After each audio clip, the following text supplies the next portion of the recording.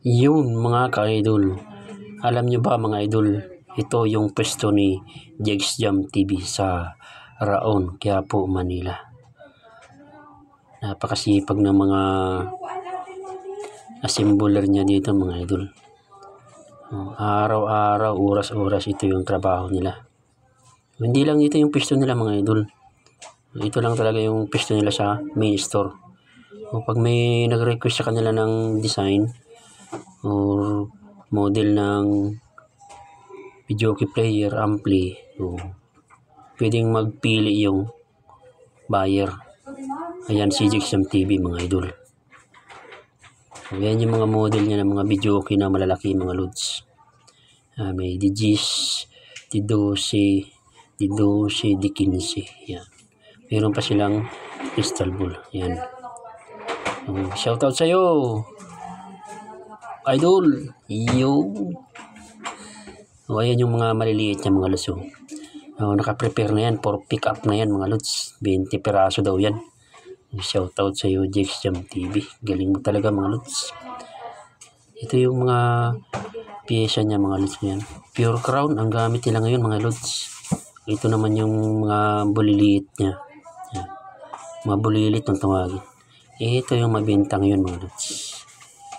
Pag iba ang design yan. Ganda mga lods, diba? Check. Maliliit ang production nila mga lods ngayon. Kagaya nito. Ito yung kinuha ko na K-Box to. Yung pinakamabenta. Ito marami naging mayaman dito. Kagaya ni Jegs Jam TV mga lods. Dito siya yumaman sa pag-assemble at pagbibenta ng video okay. Maraming sumubok sa negosyo na to. Lahat naman sila naging successful. Dito ako bumili kay Jegs Jam TV. Dati tindero lang to dito sa Raon, Quiapo, Manila. Ngayon, lakas ng bumenta ng sarili ng pwesto. Kahabol tayo, pasarado na, nakaisa pa. Jegs Jam TV yan.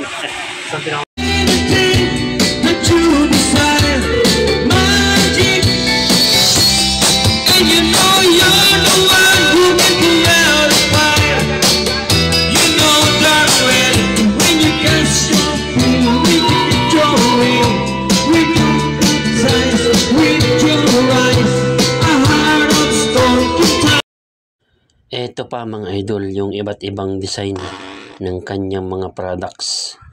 Yan, mga videoke products ni Jegs Jam TV mga idol. Yan. Ito, box type. Idol. Yung mga bulilit na pinakita ko kanina. Ready for pick up mga idol. Yan. Sarado na yung katabi nila pero yan, bukas pa sila kasi hinihintay nila yung magpipick up. Crown. Bulilit. Yung mga sample nila mga lods. D6 yan, saka D5. Yan yung mga budget. Kung budget lang hanap mga lods yun, mga ganyan, mura lang yun mga lods.